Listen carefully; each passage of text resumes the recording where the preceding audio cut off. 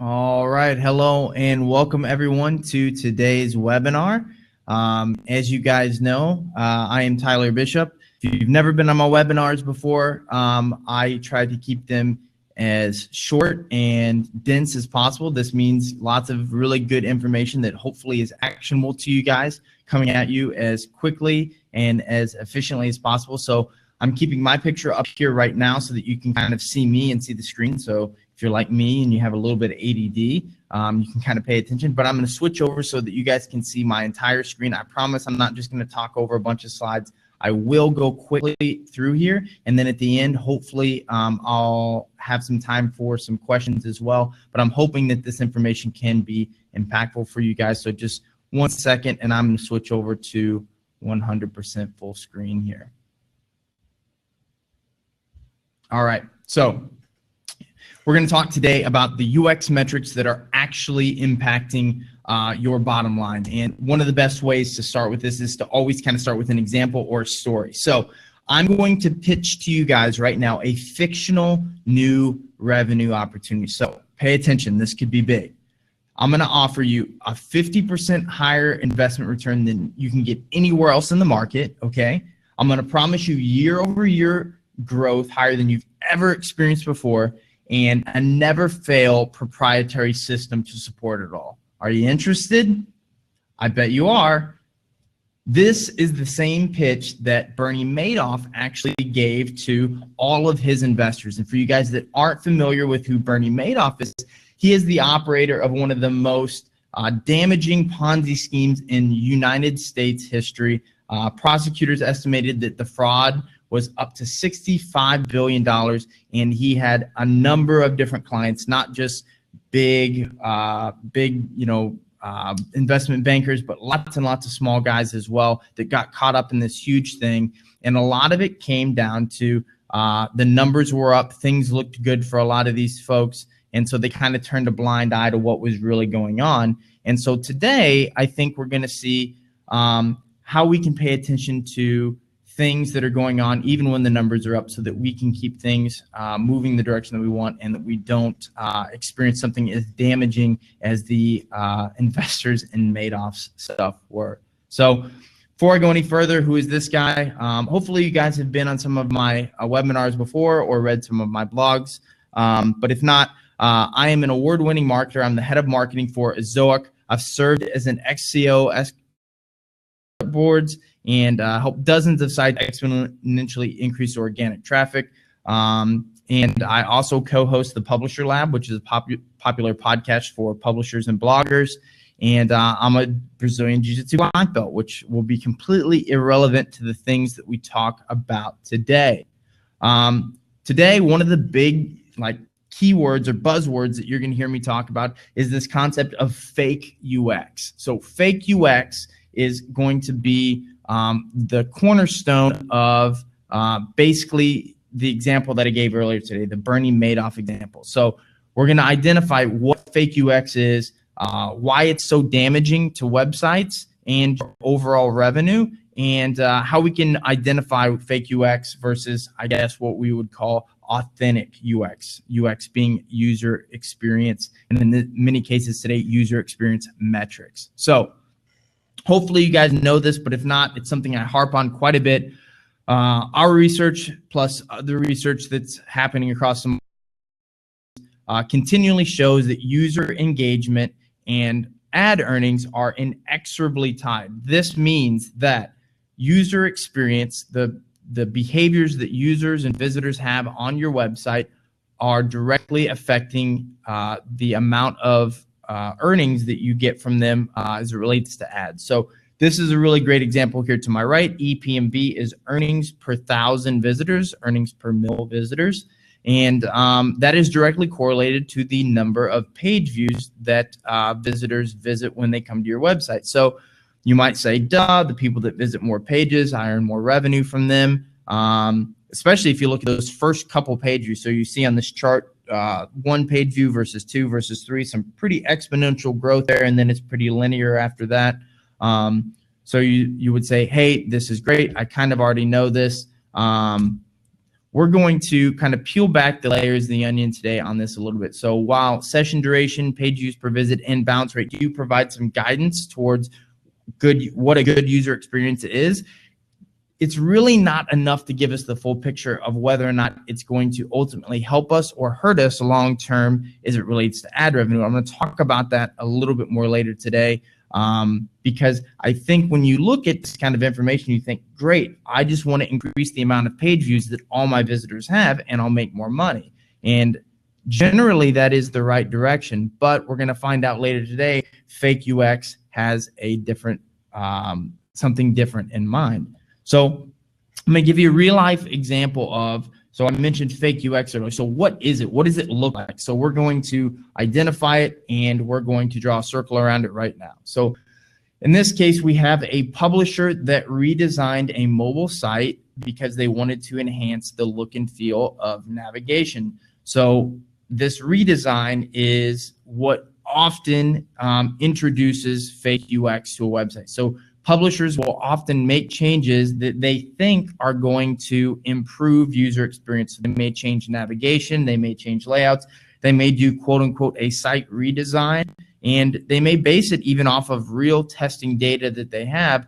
But we're going to find here later today that if we don't do enough research on what this looks like, we can really damage our sites. So for example, this publisher introduced a carousel navigation menu, and they introduced some additional swipe functionality that allowed users to basically swipe to next articles. This, inherently sounds good, right?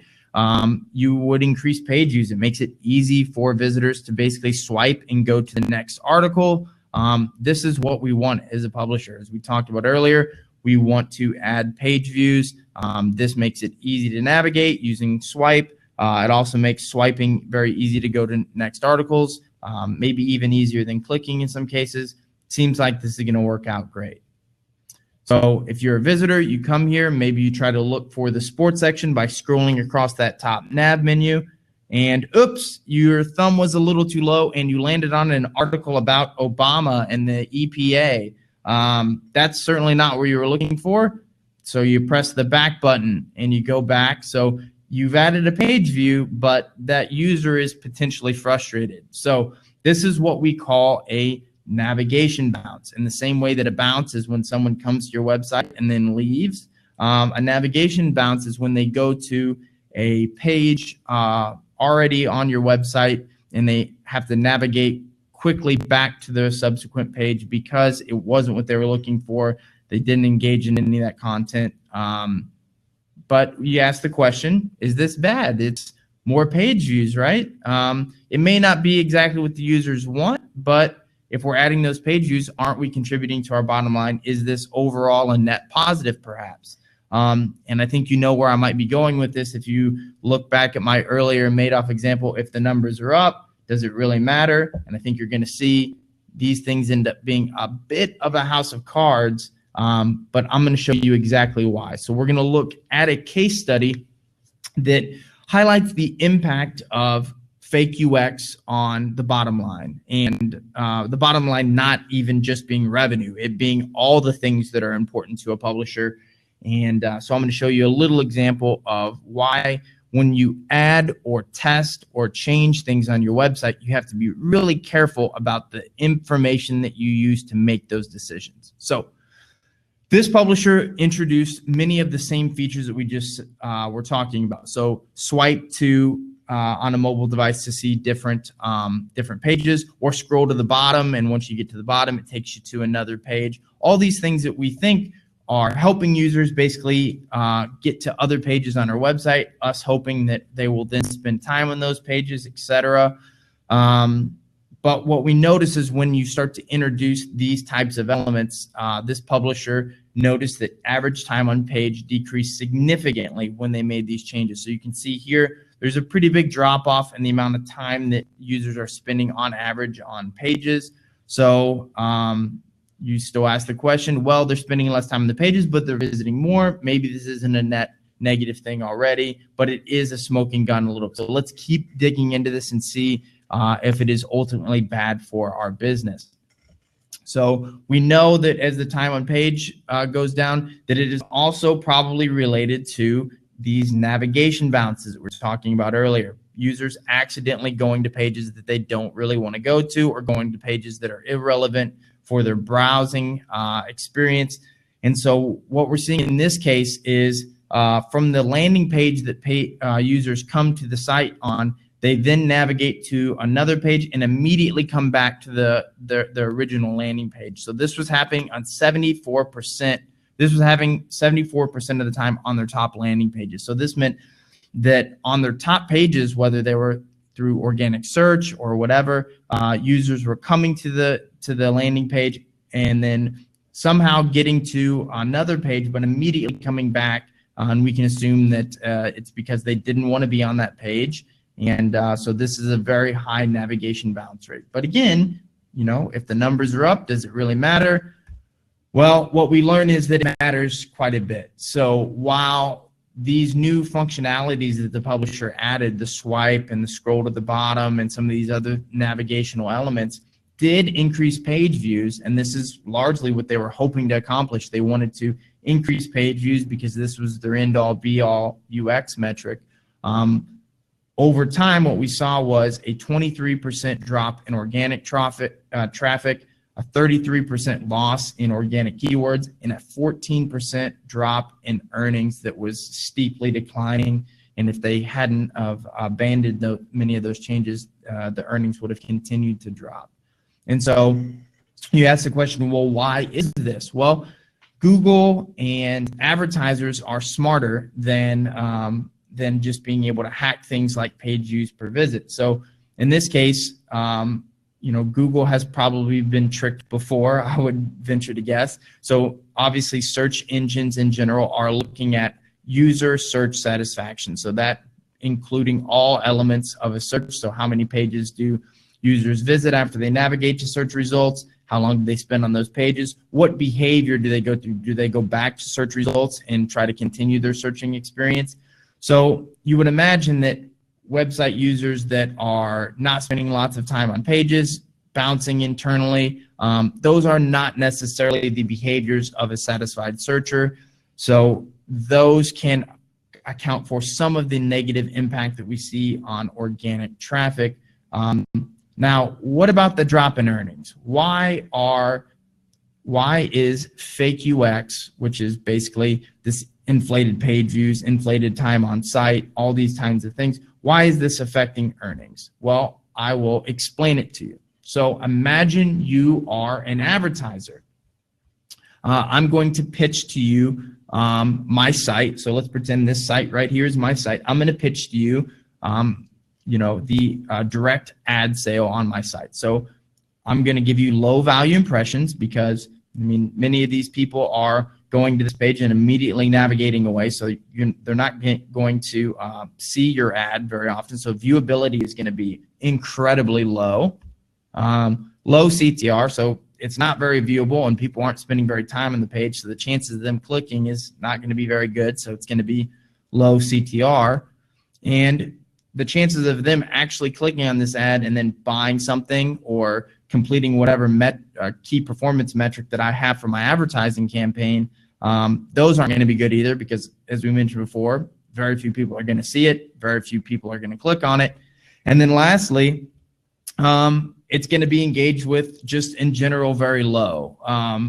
And so ultimately this is going to lead to you probably not wanting to buy ad space on my site, but more likely want to blacklist it. And so this is what happens to these pages over time. So you may say, well, Tyler, most of my ads are banner ads or display ads, and so they are happening programmatically, so I'm not selling these ads directly to advertisers. Well, advertisers are buying these programmatically, so your display and banner ads actually are being very much affected by these things because these are the key performance metrics that, in part, advertisers are buying on. So when advertisers are displaying ads on your website, obviously they're looking for context. They're trying to find specific audiences that they're targeting. But the other things that they are buying on are things like viewability and CTR and campaign performance. And if those things are low, the amount that they're going to bid for ad space on your website is going to go down as well. And if those metrics get low enough, many advertisers will actually blacklist sites, which is really, really bad because that reduces the amount of competition for bids, which drives down the price even lower. So I've been an advertiser on many websites for different businesses that I've been associated with, and I've blacklisted all kinds of websites because they offer very low campaign performance. And so what we want to do is make sure that whenever we try to improve user experience on our site, that we aren't degrading the overall experience for users, because our user experience is actually what drives value for advertisers. So how do we actually measure authentic user experience? Well, before we look at just time on site, we should actually be looking at engaged time on site. So what is engaged time on site? Engaged time on site represents the actual time that users spend on your site if you get rid of things like waiting for the page to load, when people are scrolling or messing with navigation. So if somebody is waiting for a page to load, they are spending time on your site, but they're probably not very engaged in the content, and they're certainly not seeing ads or having a very high click-through rate on ads because they can't even see them. Or if they're scrolling through or messing with navigation, they're obviously not engaged in the content at that time. They're trying to figure something else out. So having those things contribute to time on site is actually misleading. So what we want to do is actually look at engaged time on site and monitor things like if we change content or we change layout or we change where ads go or something like that. We want to see how that affects overall engaged time on our site. So we also want to be able to measure the amount of engaged page views per visit. So very much in the vein of reducing the amount of times that people navigate to pages and then quickly navigate back to something else. We want to see how many page views are actually, our visitors are actually spending a decent amount of engaged time on. So if we have 20 page views per visit, on average, but only 5 of those are engaged page views, that means that we have 15 of those that are very low value page views.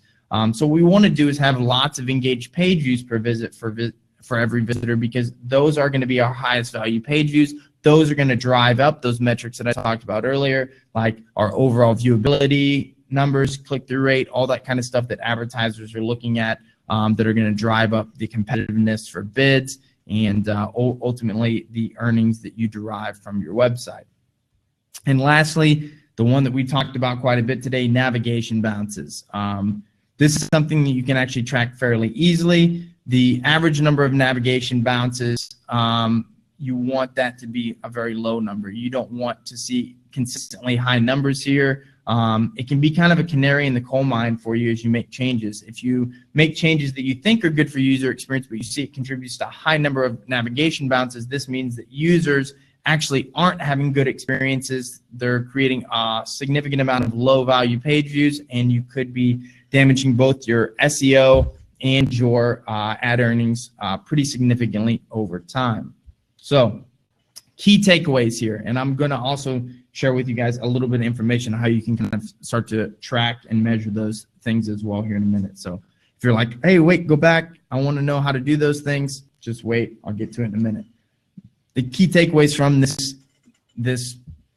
these case studies are as follows. So the common UX metrics that we know are correlated with higher ad earnings, page views per visit, session duration, and bounce rate. Directionally, these are pushing you in the right direction. You should be monitoring these pretty consistently as you make changes to your site. Hopefully, you continue to push these in the right direction, but you need to get more granular to really decide if these, if you're properly influencing these things or not. So we've already kind of demonstrated how all these metrics can kind of be manipulated a little bit. So you just want to always kind of, QA this kind of material for fake UX.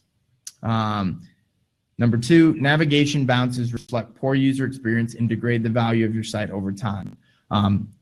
We've talked about this before. Navigation bounces, when you see these numbers going up or if these numbers are high, basically what it means is your users are generating a high number of low value page views. And that means you're going to drive down your key advertiser metrics like viewability, CTR, campaign performance, and you could get blacklisted, which would be terrible. But even if you don't get blacklisted, you're going to drive down the competitiveness for bids over time, and you're going to earn less. And then lastly, if you really want to prevent this kind of stuff from happening, you want to measure authentic user experience metrics. So things like the engaged time on site, engaged page views per visit, and monitor bounce rate to ensure you're actually delivering authentic better user experiences, because the authentic ones are the ones that are going to increase the overall value to advertisers. So it's pretty easy if you want to track these things right now. So engaged page views per visit, navigation bounces, engagement time, and actually quite a few more. If you're already using the Ezoic platform, it's really, really easy. Or you want to join the Ezoic platform and start looking at these things yourselves, it's really, really easy to sign up. But if you want to check these things out, you just go into your reporting dashboard, and down at the bottom there is there's a tab that says user experience. And user experience will allow you to look at all those metrics that we talked about today that measure authentic user experience and allow you to see it. You can look at it by mobile, tablet, desktop. You can look at different date range. You can look at it by landing page. You can look at it by page. It's really good to look at some of this information by landing page sometimes, because you may have a specific page that is generating a lot of your revenue, but you may find that certain changes that you make, where the images go or something like that, could have a good or negative impact on things like engagement time or navigation bounces. And so you really want to monitor these things over time and figure out if you can do things to influence them in a positive way. If you've done something recently to your site, it's good to know if it is positively or negatively impacting it. So this is some really good information that you can get from the platform. If you are not currently using Ezoic or have no plans to, if you go to blog.ezoic.com and you type in navigation bounces, or type in engaged page views per visit, or type in engagement time, I have 3 case study blogs that I've written that will show you basically not only case studies as it relates to these metrics individually and their correlation to revenue and fake UX, but I show you how to measure these things using things like Google Analytics. So navigation bounces, it's actually not overly hard to measure navigation bounce in Google Analytics. It's a little bit more difficult than using the Ezoic platform, but it can be done. And if you go to the blog, it's pretty much the only place on the internet that you can kind of find out how to do that. And it is, as I mentioned before, really critical to look at that at least, I would say, month to month, but I would be looking at it week to week. So that's it, guys. I'll answer some questions here in a minute, but I want to remind you guys that we do have a blog where I publish case studies and as much information as I can think of I would say we publish 2 to 3 really interesting articles a week. So you can check us out at blog.ezoic.com. I also have a podcast with John Cole where we talk about pretty much everything publisher related. You can find us on iTunes, Stitcher. If you go to ezoic.com/media, you can find our podcast and listen to us talk about this kind of stuff all the time. And then we also have a YouTube channel. So this information that I presented today is actually information that we presented at a recent event called Pubtelligence that we hosted at Google with Google. And a lot of the sessions from that event are actually online now on our YouTube channel. So you can go and check those out. I know a lot of people on this webinar probably got invitations to the event and maybe couldn't attend. And so it's a great way to go back and access some of the content that was there because it was actually really good. So that being said, I will hop back over here into my interface and allow you guys to ask me some questions if you have any.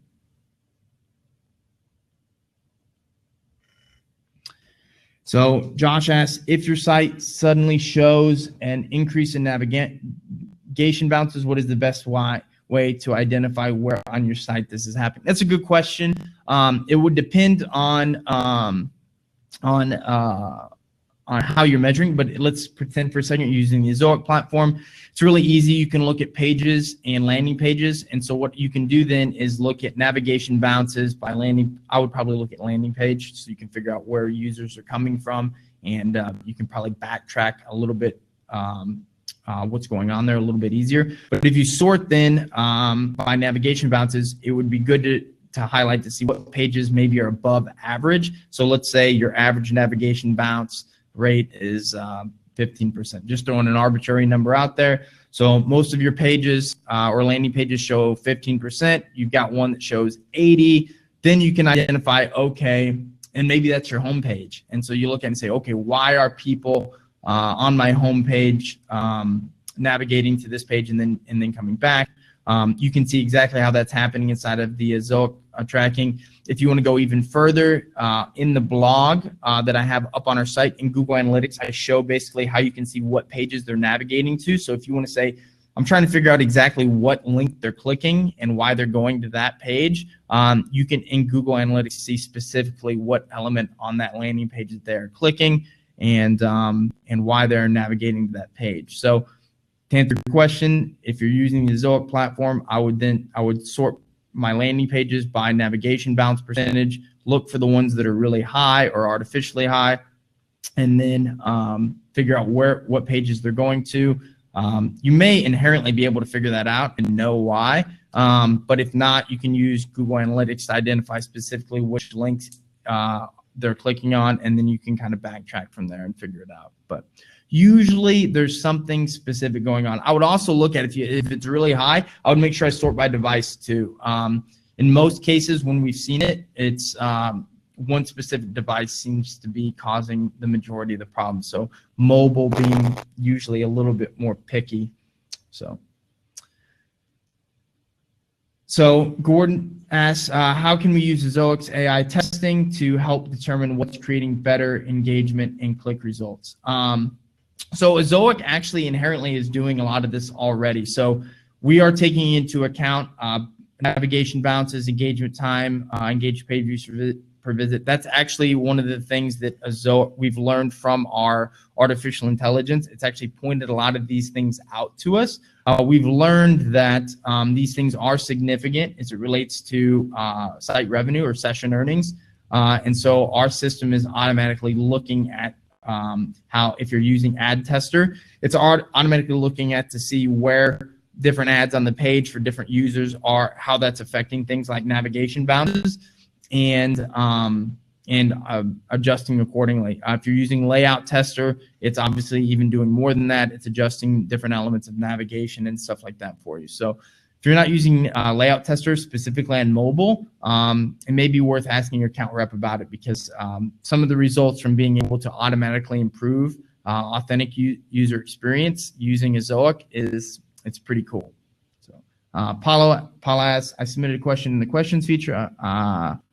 So it's in, okay, let me check down here at the questions. Okay, so it says we have a very high engaged time on our site for pages that perform well on organic search, but we noticed earlier this year through Google Search Console that there was a huge decline in the number of indexes page on our site. Our folks are looking into it with no results so far. We have a sitemap issue for a brief period that's corrected. They were wondering if there has been any significant changes. Okay, so I think actually Robert Fernandez, who may be your account manager, sent me something like this the other day, and I'd be happy to work with him directly on this. But it sounds like you have, I can't remember the exact details, but it looked like you had a huge drop in the number of index pages in Search Console. It looked like it happened relatively quickly, which means that if you were to actually draw it up the way that it actually happened, you would have seen a straight line down. When you see this like kind of line like that, it's just because that's how long it's taking Search Console to figure out how many pages are actually not indexed anymore. So your most popular ones you're going to see drop down right away, and then the other ones that aren't as popular are going to get dropped off over time. So there was an event there that could be causing it. If you're using WordPress, what we see a lot of times is that, especially with these no index issues, is that sometimes plugins get installed, and some of these plugins, their default settings or some of the ways that they get configured, they actually have a no index setting for certain pages. So, oh, it says you don't have WordPress. So in that case, it may be an extension or something else that could have happened there. I'd have to look at the problem again, but when you see something like that, it is usually a single event. So when you can draw a circle around a specific date and say, this is when the drop happened, it's usually not related to anything exterior. It's usually almost always something on your site, and you have to figure out what that is. And that's why it's really good to keep logs. And what I would recommend is really racking your brain and figuring out everything, even the stuff that doesn't seem important, figuring out what that is. I can't tell you how many times I've messed up a site of mine and thought to myself, it's no way it's this thing or that thing. And then sure enough, it's these weird little things that I thought didn't matter at all. But I'd be happy to take a look at it with Robert if he can get some more information from you about that. Nicholas asks, how long between going to a page and then going back to the previous page is a navigation bounce? So that's a good question. I failed to mention this. I think it might have been on one of the screens. So what we're looking at is 15 seconds is kind of the standard for a navigation bounce. So you go to a page and you come back to the previous page in less than 15 seconds. So that is typically what we're measuring a navigation bounce on. And that's kind of been accepted and measured over time with different research to be that is typically what's providing a low value page view. Josh asks, we recently did a campaign to drive people to our rankings page, a type of listings page, which typically has a high number of page views per visit. This was enough to increase overall site page view per visit and increase EPMV almost 50%. Way to go. So generally a success. It also tripled navigation bounce. Any thoughts? So what I would say is if it's the campaign itself and it's just those audience members, you may be okay. What I would say is, and this is something to be really, really, really careful about is, and this is probably something I should have mentioned, so hopefully everybody's still here. When you increase page views per visit, especially if you do it artificially, so let's say I create a trick on my phone, you know, that tricks people into scrolling more than what they should and takes them to additional page views, and it causes a lot of navigation bounces. My revenue might go up initially. So my EPMV could initially go up, right? Because advertisers are already bidding on a lot of ads on those subsequent pages. So let's say I have a high EPMV, lots of good CPMs on each of those pages, and then they start going to other pages. More page views equals more money there. Here's what happens. Advertisers programmatically, so this happens automatically, they're bidding on viewability and CTR. As CTR and viewability drops because of those page views being lower value, what's going to happen is slowly you're going to see EPMV creep down.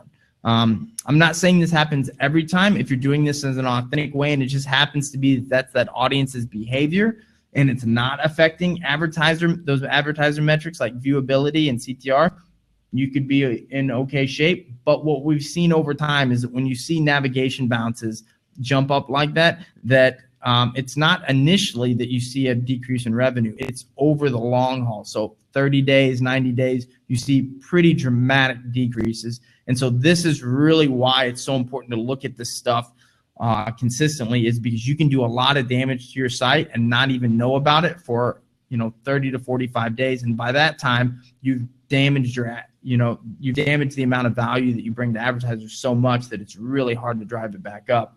And there's just no quick fixes. I think that's it. Let me see if I got any more questions here. That looks like it's it. So thank you guys for joining. Hopefully this was helpful.